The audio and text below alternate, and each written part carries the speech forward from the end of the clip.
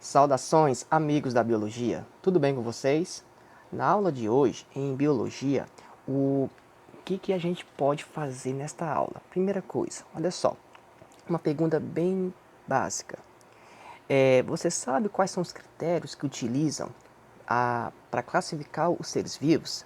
Você sabe me dizer, por exemplo, como a ciência e a biologia consegue distinguir ou separar, por exemplo, determinados tipos de espécies de seres vivos? Porque sabemos que na natureza existem milhões de espécies, tá? Então, como a ciência consegue estudar essas espécies, que são os milhares, de forma organizar, de organizar ou de forma de saber qual ser vivo pertence a tal espécie, qual ser vivo pertence a outra espécie. Pois bem, a aula de hoje, o assunto é sobre a classificação dos seres vivos. É uma forma bem rápida e direta da biologia de mostrar neste momento como é a classificação dos seres vivos. Então continue na nossa aula para a gente aprender sobre mais esse assunto. Bom, como introdução, deixa eu só diminuir aqui a tela. Como introdução, na sociedade em que vivemos, as classificações são muito utilizadas. Classificar é agrupar, formar grupos, obedecendo a determinados critérios. Para entender como a biologia classifica os seres vivos, veja a imagem ilustrativa a seguir. Tá? Então, hoje em dia, e como sempre existiu, de praxe dos seres humanos classificar determinados assuntos ou determinados objetos, pessoas, enfim. Isso faz parte dos seres humanos, tá? Países, regiões, determinadas pessoas que vêm de um determinado país, ou seja, para que isso possa ter uma facilidade no entendimento. Tá bom? Então o que acontece? Para você entender na classificação dos seres vivos na biologia, vamos ver aqui essa imagem aqui a seguir. Ó. Nós temos aqui nessa imagem esse garoto olhando para a sua cama, na qual está várias roupas dele, tá? Jogada em cima dela, tá bom? Então o que acontece? Ele faz a seguinte pergunta, olhando essas roupas: como ele pode organizar essas variadas roupas que tem em cima da cama dele, tá? Então como você pode ajudar este menino a organizar essas roupas? Se a gente for reparar no próximo slide, a gente pode ver da seguinte questão, ó. Ele organizou em seu guarda-roupa uma parte com bermudas, tá? E a outra parte com calças. Então no guarda-roupa dele, ele pegou aquela imensidão de roupas que estava jogada na cama, tá? E uma parte daquelas roupas ele separou, na qual ficou um lado esquerdo do guarda-roupa ficou as bermudas e no lado direito as calças.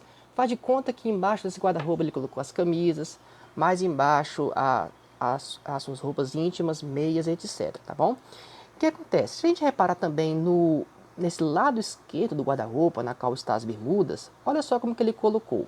No canto mais à esquerda, ele colocou as bermudas de cores claras, tá? No caso aí, de tonalidade bege. No lado direito, ele colocou as bermudas de cores mais escuras, no tom azul. Então, mesmo ele colocando dentro do seu guarda-roupa, no lado esquerdo, as bermudas, nesta parte das bermudas ele colocou num lado bermudas beges e no outro lado bermudas azuis, tá? Independentemente se sejam novas ou velhas, as cores influenciou até nisso na organização das roupas deste garoto em seu guarda-roupa, tá? Então, de forma assim, similar, o que vai acontecer? Na biologia e na ciência de forma geral, também vai utilizar critérios para organizar os seres vivos também, tá? Vamos ver aqui no próximo slide, ó. Como a natureza possui milhões de seres vivos variados, repara aqui nesta imagem que nós temos a arara, o avestruz, o lobo, o cachorro, o morcego, o gato, etc. Tá? O ser humano, ele classificou e agrupou os seres vivos segundo diversos critérios. Tá? Então, o que acontece? Se a gente pegar no contexto histórico da ciência, o ser humano, tá? Ou muitos cientistas também, tá? que eles fizeram? Eles classificaram e agruparam os seres vivos de acordo com alguns critérios. Repara que na ilustração anterior, o garoto utilizou o critério. Qual foi o critério do garoto? Bermudas no lado esquerdo, calça no lado direito. Bermudas claras na parte mais esquerda, bermudas mais escuras na parte direita. Então ele utilizou critérios para organizar o seu guarda-roupa. Da mesma forma que os seres humanos também já utilizou e ainda continua a utilizar critérios para organizar e agrupar os seres vivos. Para que isso? Porque a ciência e a biologia faz isso para facilitar o estudo, tá? Então, o agrupar os seres vivos, né, classificar os seres vivos faz parte da biologia para que o cientista ou o estudante, de forma geral, consiga entender melhor uma determinada espécie, um determinado ser vivo, etc. Tá bom? Olha aqui nessa imagem bem aqui, ó. Deixa eu só diminuir aqui, para vocês entenderem, ó. O que vai acontecer? Resumindo, qual é a chave da classificação dos seres vivos? Primeiro ponto aqui do slide são os critérios. Então, os critérios são importantes para definir um sistema classificatório, tá? Então, o que é importante para definir um sistema classificatório? Critérios. Da mesma forma, voltando aqui, o garoto utilizou critérios, tá, para organizar o seu guarda-roupa. Da mesma forma, a biologia utiliza critério para classificar os seres vivos, tá? E dentre os critérios que a biologia utiliza, existe o fundamental, o mais importante desses critérios, tá? Pode ser, por exemplo, existe o critério genético, existe o critério do ancestral e etc. E dentre esses critérios que eu acabei de citar, genético, ancestral, existe o importante que é utilizado até hoje na biologia, tá? A gente não sabe se vai durar por muito tempo, mas até o momento a biologia usa um critério fundamental, que é o segundo ponto que está nesse slide: características semelhantes, tá bom? Então as características semelhantes é o principal critério, tá? Ou um dos principais critérios, mas é o mais importante até hoje em dia, para reunir os seres vivos em grupos. Veja o exemplo aqui nesta imagem. Nós temos aqui dois grupos, o grupo A e o grupo B. Repare que no grupo A nós temos os seres vivos que possuem folhas, tá? Repare aqui na imagem que nós temos essas variadas tipos de árvores. No grupo B nós temos os seres vivos que possuem penas, tá? Independentemente do tamanho desse ser vivo, se possuir penas, faz parte do grupo B. Se possuir folha, independentemente do tamanho, né, se for uma árvore grande ou uma árvore pequena, enfim, se possuir folha, faz parte do grupo A. Então, a biologia também utilizou essa mesma exemplificação. Por exemplo, possui folhas, grupo A. Possui penas, grupo B. Nunca a gente vai pegar um ser vivo que possui pena e colocar no grupo A. Por quê? Porque quem está no grupo A é só os seres vivos que possuem folhas. Então, as características semelhantes é que fez determinar qual grupo o ser vivo vai participar. Por exemplo, no grupo B, nós temos qual a característica semelhante dos seres vivos do grupo B? São as penas. Então, os seres vivos que possuem penas, eles possuem uma característica semelhante, que no caso são as penas, tá? Então essa semelhança de ser vivo, né, no qual possui as penas, é que vão dar o critério de pertencer ao grupo B, tá? No grupo A, nós temos seres vivos que têm uma característica semelhante no grupo A. Qual é a característica semelhante no grupo A? São as folhas, tá bom? Então as folhas no grupo A é uma característica semelhante dos seres vivos na qual fazem parte desse grupo, tá bom? Então o critério utilizado na biologia para classificar os seres vivos são as características semelhantes, tá? Então o que acontece? A gente percebeu na imagem anterior que nós exemplificamos dois grupos, o grupo A e o grupo B. Porém, a gente pode colocar um grupo dentro de outro grupo. Por exemplo, lá naquele grupo das árvores, né, desculpa, o grupo dos seres vivos que possuem folhas, nós temos árvores independentemente do tamanho da árvore, seja pequena ou de grande porte, tá? Se possui folha, é uma característica semelhante do grupo A, tá ok? O que acontece? Naquele grupo das árvores, poderia ter árvores de pequeno porte e árvores de grande porte. Então, as árvores de pequeno porte vão fazer parte de um grupo que fica dentro do grupo dos seres vivos que possuem folha, tá? Então, é um grupo que fica dentro de outro grupo, a gente pode fazer isso na biologia. Para exemplificar melhor, veja o exemplo nesse slide aqui, ó. Por exemplo, vamos imaginar o Brasil como um grande grupo, tá?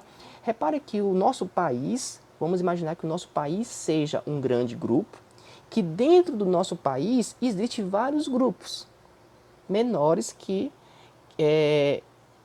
o nosso país, é claro, mas só que faz parte do grupo do Brasil, tá? Quem são esses grupos? Os estados, por exemplo, o Pará, Amazonas, São Paulo, Minas Gerais, Bahia e etc. Então, esses estados são grupos menores que ficam dentro do grupo do Brasil. E dentro do grupo de cada um desses estados na qual eu citei, nós temos as cidades, que são outro tipo de grupo. Por exemplo, o estado do Pará é um grupo que fica dentro do grupo do Brasil, ok?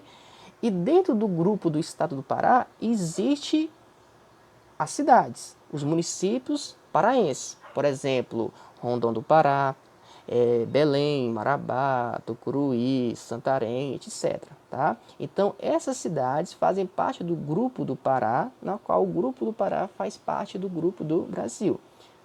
Conseguiram entender? Então, o que acontece? O grupo do Pará, existem as cidades que só aqui possui, tá? Por exemplo, Rondon do Pará fica dentro do grupo do Pará, que eu não posso dizer que Rondon do Pará pode fazer parte do grupo do Maranhão, tá? Que isso é errado, por causa que o Maranhão já é um outro grupo que fica dentro do Brasil, ok?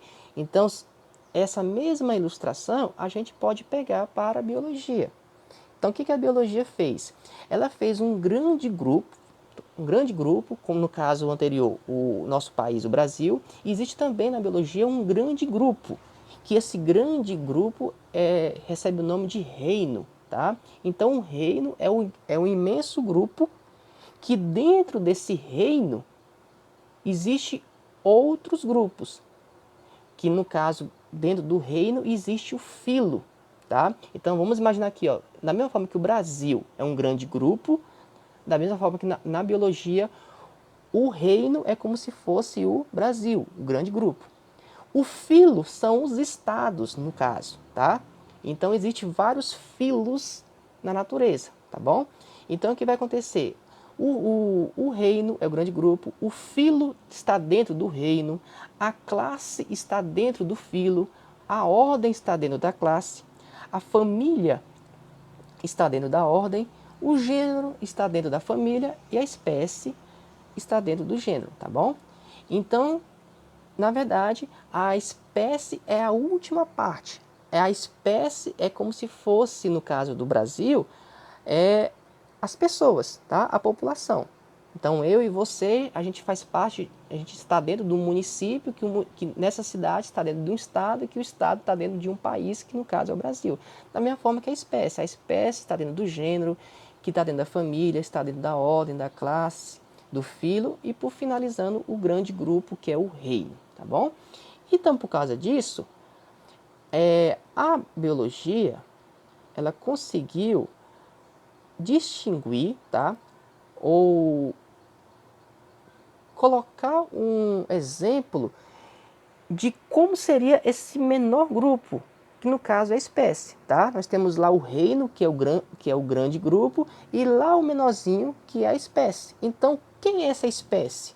Repara aqui nesse slide que a espécie, ela pode ser considerada como um conjunto de seres semelhantes, presentes em determinado lugar e capazes de se reproduzir em condições naturais, produzindo descendentes férteis, tá?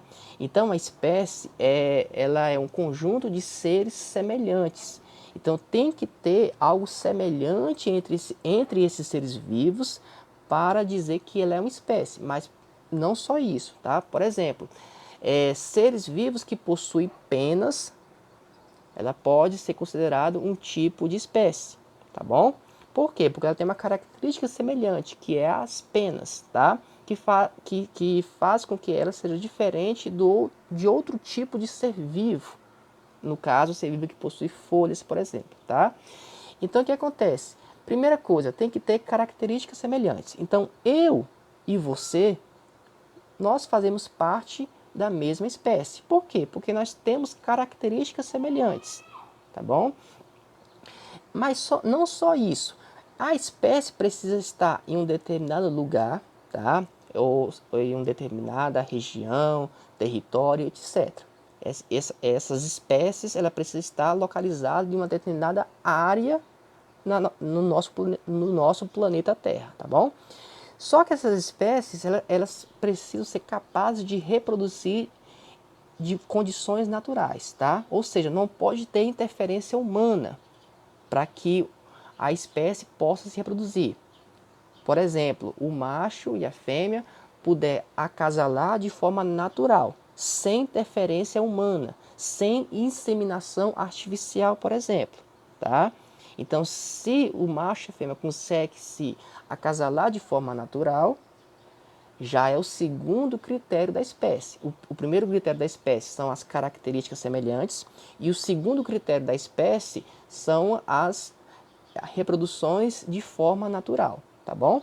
E o terceiro critério da espécie é produzir descendente fértil, tá? Então, ou seja, se o macho e a fêmea conseguiu se acasalar de forma natural, sem interferência humana, tá? Que no caso é o segundo critério da espécie, se depois dessa cópula, depois desse acasalamento, a fêmea ela conseguir ter seus filhotes e estes filhotes nascerem também férteis, ou seja, capazes de se reproduzir futuramente, aí sim a gente pode dizer que aquele ser vivo ali é uma espécie, tá? Por exemplo, se um determinado cientista conseguir criar uma nova espécie em laboratório, tá? A gente não pode dizer que essa nova espécie ainda é uma espécie de fato. Por quê? Primeira coisa, ela nasceu em laboratório. Segundo momento, essa suposta espécie, tá? Entre aspas, ela ainda não consegue se reproduzir de forma natural. É tanto que ela nasceu no laboratório através de uma inseminação artificial ou in vitro, tá? Ou seja, em laboratório. Então, o que acontece? Teve o ser humano por detrás para que essa suposta espécie pudesse nascer. E além do mais, se essa suposta espécie não conseguisse se reproduzir, né, e por causa disso, é óbvio, não conseguir deixar descendentes e muito menos férteis, então a gente pode dizer que essa suposta espécie não é uma espécie de fato, tá bom? Foi algo criado em laboratório, tá? Então, resumindo, a espécie tem que obedecer três critérios. Primeiro critério, características semelhantes. Segundo critério, ela deve reproduzir de forma natural, sem interferência humana. E o terceiro critério é, depois dessa reprodução de forma natural, nascer os descendentes, que esses descendentes, ou seja, os filhotes, também sejam férteis, capazes de se reproduzir, tá bom? Então, o que acontece? Na ciência, criou-se nomes para dizer uma determinada espécie. Por que isso? Olha só, o nome científico para a espécie foi criado para não ter confusão na comunidade científica. Imagine só, uma espécie que vive aqui no Brasil, né? A gente colocar um nome em português, talvez um europeu, né, por exemplo, um alemão, por exemplo, não conseguir falar aquele mesmo nome, né, ou se não colocar um nome diferente do nosso, né, um nome puxado pelo idioma alemão. Então, uma espécie que é conhecida aqui no Brasil, no idioma português, pode ter um outro nome em outro país. Então, para não ter essa confusão de nomes, tá? para dizer a mesma espécie, então criou-se uma nomenclatura, né? Um nome científico para a espécie. Que esse nome científico obedece à regra da nomenclatura binomial. A nomenclatura binomial foi feita para dar nome à espécie, formado por duas palavras. Por isso que fala nomenclatura binomial. Nomenclatura refere-se a nome, binomial se refere a dois, tá bom? Então, ou seja, duas palavras ou dois nomes, tá? Para dizer aquela determinada espécie. É por isso, por exemplo, que nós, seres humanos, o nosso nome científico, tá, é Homo sapiens. Homo é uma palavra, sapiens é outra palavra, nomenclatura binomial, tá? Então, ser humano, esse nome ser humano é só na nossa língua portuguesa. Em outro país, em outro idioma, não fala-se ser humano, tá? Mas se você falar Homo sapiens aqui no Brasil, na Inglaterra, na Alemanha, no Japão, a comunidade científica vai entender que você está falando sobre os seres humanos, tá? Porque o Homo sapiens é um idioma, um nome que todos os idiomas devem entender, porque é um nome científico, tá bom? Continuando aqui, ó, porém, essas duas palavras são escritas em latim, tá? Por que latim? Para não favorecer nenhum país, tá bom? Que a ciência, ela costuma usar o latim e também o grego para poder dar nomes aos objetos ou aos seres de forma científica, tá bom? As regras para a nomenclatura binomial a primeira palavra é escrita em itálico. Quando você escrever no computador, você coloca a palavra, a forma, a escrita, no formato itálico. Itálicos são essas letras que ficam assim caídas, tá? Conforme está o nome, ó, itálico, repare que o I, o T, o A, o L, o I, o C e o O estão deitados, tá? Então essa forma deitada no computador recebe o nome de itálico, tá bom? Quando você for escrever no caderno, uma folha de papel ou no quadro, uma louça ou quadro branco, você deve colocar letra inicial maiúscula, tá? E você vai ter que sublinhar quando você escrever no caderno. Porque no caderno você não consegue escrever na letra itálica, tá? Em letras caídas. Então você sublinha, né? Colocar aquele traço embaixo, tá bom? Então aqui é outra coisa aqui, ó. A primeira letra, né, vai ser maiúscula, que corresponde ao gênero. Por exemplo, Homo sapiens. A palavra Homo começa com a letra H. Então, só a letra H que você vai colocar o H em maiúsculo. O resto vai ser tudo em letra minúscula, tá bom? O, M, O e assim vai, tá? Se você escrever o Homo sapiens no caderno, você vai só riscar a palavra Homo sapiens embaixo, que no caso é o sublinhado, tá? Segundo ponto da nomenclatura binomial. A segunda palavra é escrita também em itálico, tá? No caso, Homo sapiens. A segunda palavra é o sapiens. O sapiens também você vai escrever em itálico, se caso você escrever no computador ou no celular. Ou sublinhado, caso você escrever no caderno ou no quadro branco, etc. Com letra inicial minúscula, tá? Tudo minúsculo, na qual corresponde ao termo específico da espécie, tá? Então a primeira palavra é o gênero e a segunda palavra é o termo específico da espécie, tá bom? E em todas essas palavras, só a primeira letra é que você escreve na forma maiúscula, tá? Exemplo aqui, ó, onça pintada. Onça pintada é uma palavra popular, né? Que só é utilizada, até onde eu conheço, na língua portuguesa, tá? Principalmente aqui no nosso país, o Brasil. Então, onça pintada é uma palavra popular, não é uma palavra científica. Então, o que acontece? A onça pintada é conhecida cientificamente pela sua nomenclatura binomial, que é Panthera onca. Então, a palavra Panthera onca é um nome científico da onça pintada. Então, por exemplo, se você sair daqui do Brasil ou um dia encontrar com uma pessoa estrangeira, tá? E essa pessoa estrangeira, você fala para ela que aqui no nosso país existe onça pintada. talvez lá no país dele, no idioma dele, ele não possa saber o que é onça pintada. Talvez eles coloquem um outro nome lá no país deles, tá bom? Então, mas se você falar pantera onca, tá?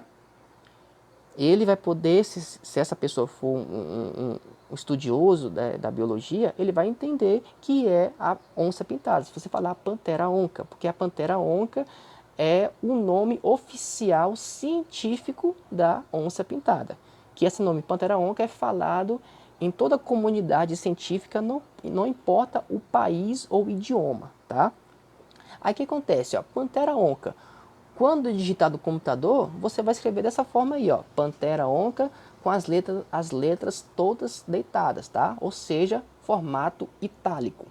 Mas quando você escrever de lápis ou caneta no papel, caderno, né, ou com um pincel no quadro, você vai escrever pantera onca. Repare que a letra P, só a letra P é que está em maiúscula, o resto tudo em minúsculo, tá? Então, pantera onca, quando você escreve no caderno, você vai só riscar todas as palavras embaixo, tá? Ou seja, sublinhar. E só a inicial, a primeira letra, que é em letra maiúscula, tá bom? Com isso, turma, aqueles grupos que existe o maior de todos, que é o reino, com isso a biologia conseguiu separar todos esses milhares de seres vivos aqui na Terra, conseguiu agrupar, tá? Separar e agrupar em 5 reinos, tá bom? Então, daqueles reinos só existe 5 até o momento na ciência e biologia. Por que eu falo até o momento? Que pode ser que daqui futuramente isso pode acontecer ou não, tá? Pode ser que a ciência e a biologia pode mudar esses 5 reinos. Pode ser 6 reinos ou 4 reinos, enfim. A gente não sabe o que pode acontecer futuramente, tá? Mas até o momento, até esse ano 2021, na biologia existe 5 reinos. O primeiro reino é o mais simples de todos, que é o reino Monera. Quais são as espécies do reino Monera? São as bactérias, cianobactérias e arqueobactérias, tá bom? O segundo reino é o reino protoctista ou reino protista. Você pode falar protoctista ou protista. O reino protista é um reino na qual, dentro desse reino, existe 2 tipos de espécies, que são os protozoários e as algas, tá? O terceiro reino é o reino fungi, na qual o reino fungo está as espécies dos fungos, tá? Por exemplo, o cogumelo, na qual você vê a imagem do lado do fungo, tá? Então, o cogumelo é um tipo de... na verdade, o cogumelo é uma parte do fungo em si, tá? O cogumelo é a parte reprodutiva do fungo. O penúltimo reino é o reino plantei. Você escreve plantae, mas você lê plantei, porque essa palavra plantei é no idioma latim, tá? O reino plantei é na qual o reino das plantas, tá? Então as espécies plantas faz parte do reino plantei.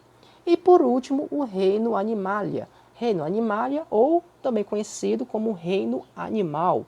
O reino animal são as espécies dos animais, tá? Que está incluso também nós, seres humanos. Lembra-se que na biologia, nós, seres humanos, né, nós, Homo sapiens, de forma científica, nós somos animais. Mas o que diferencia nós, Homo sapiens, seres humanos, dos demais animais que a gente encontra, é que nós, Homo sapiens, a gente pensa, raciocina, nós temos invenções, enfim, a gente temos a nossa razão. Então, por causa disso, nós somos animais racionais, tá? Porque a gente pensa. A palavra Homo sapiens significa homem pensante, né? Tá? A palavra sapiens significa que pensa, tá? Que raciocina. Pois que esse nome sapiens, que é do latim, que se refere a ser pensante, ser que pensa, que raciocina, tá bom? Então nós também somos animais, que a gente faz parte do reino animalia, também conhecido como reino animal. Então, turma, essa foi a nossa aula. Espero que vocês tenham entendido sobre o assunto, tá? Qualquer dúvida pode deixar na descrição aqui embaixo, tá? Se gostou, curte e siga esse meu canal. A gente se vê na próxima aula. e se inscreva para receber novas notificações. Um forte abraço e até mais.